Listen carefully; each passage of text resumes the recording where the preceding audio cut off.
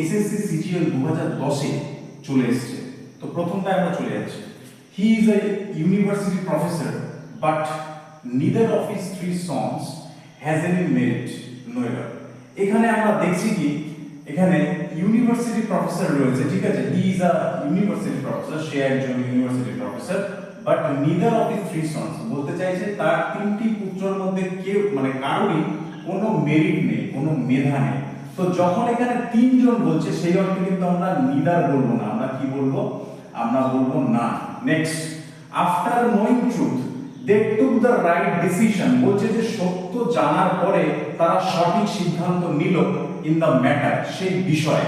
এবার আপাত দৃষ্টিতে দেখে কিন্তু মনে হয় এখানে কোনো ভুল নেই, কিন্তু এখানে ভুল আছে। ভুলটা কোথায়? সেটা হচ্ছে ট্রুথের আগে আমাদের দা দিতে হবে, অর্থাৎ after knowing the truth. Next, it is time decide on your next course of action. It is time অর্থাৎ বলতে চাইছে কি যে এখনই সময় এসছে, decide on your next course of action বলছে তোমার আসন্ন অর্থাৎ তোমার নেক্সট অ্যাকশন কি হবে, তোমার নেক্সট পদক্ষেপ কি হবে সেটা নিয়ে সেটা ডিসাইড করার। অর্থাৎ এখানে ভুলটা দেখো, ইট ইজ টাইম, এই যে ক্লজটা ইট ইজ টাইম, তারপরে it is high time, it is the time, এগুলো যদি থাকে তার পরের সেন্টেন্সের অর্থাৎ তার পরের যে ক্লজ থাকবে সেই ক্লজে যে ডু ভার্বটা থাকবে বা অ্যাকশন ভার্বটা থাকবে সেটা কিন্তু পাস্ট করতে হবে। নেক্সট, অর্থাৎ এটা কি হবে, এটা ডিসাইডেড হয়ে যাবে, কি হবে, ডিসাইডেড হয়ে যাবে। Next, he who has suffered the most for the cause let him speak, বলছে যে কিনা ওই কজটার জন্য সাফার করেছে সবচাইতে বেশি, the most late him speak, তাকে বলতে দাও। এখানে ভুলটা কোথায় দেখো, সেন্টেন্সে কিন্তু আমরা লেট দিয়ে জানি কি, লেট দিয়ে কিন্তু সেন্টেন্স শুরু হয়, দুম করে লেট কিন্তু আমরা সেন্টেন্সের মাঝে লিখতে পারি না। আমরা সেন্টেন্স এইভাবে লিখতে পারি, সাপোজ করে একটা সেন্টেন্স স্টার্ট হচ্ছে লেট হিম স্পিক, এটার মানে কি, এটার মানে হচ্ছে তাকে বলতে দাও, কিন্তু লেটটা কিন্তু আমরা সেন্টেন্সের মাঝে বসাবো না।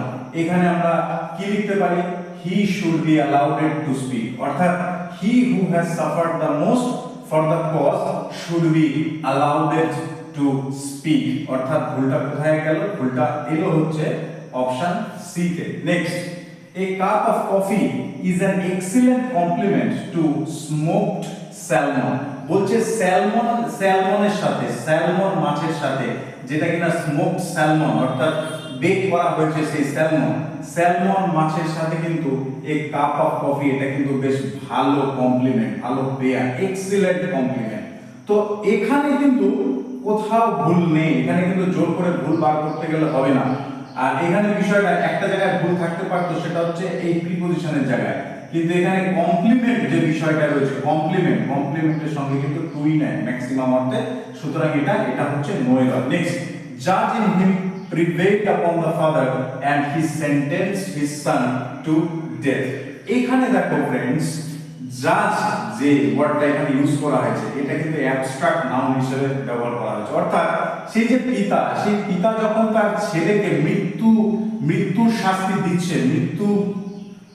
শাস্তি দিচ্ছে তখন তার উপরে জাজ, এই যে অর্থাৎ জাজ মানে এখানে ন্যায় নীতিবোধ, এই বিষয়টা তার উপরে প্রিভেল করেছে, তার উপরে ভর করেছে।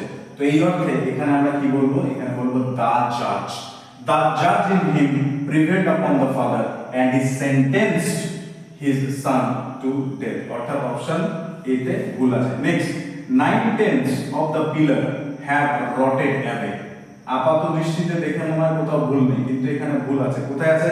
9/10 মানে কি, অর্থাৎ এই যে 10 ভাগের 9 ভাগ বা 9/10 আমরা যেটা বলি ভগ্নাংশে, তাহলে 9/10 এটা কিন্তু সিঙ্গুলার ফিগার। কি figure?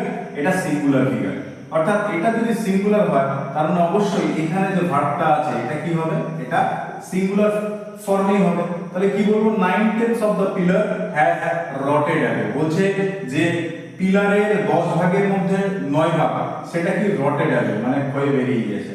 Next, one major reason for the popularity of television is that most people like to stay at home, তাহলে ওয়ান মেজর রিজন আমরা বলবো না, one of the major reasons, one of the major reasons অর্থাৎ major কারণগুলির মধ্যে একটি কি for the popularity of television, অর্থাৎ এই যে টেলিভিশনের এত পপুলারিটি বা আর কি জনপ্রিয়তা, is that most people like to stay at home. তার কারণ কি? তার কারণ বেশিরভাগ মানুষই বাড়িতে থাকতে পছন্দ করে, তাই এত টেলিভিশন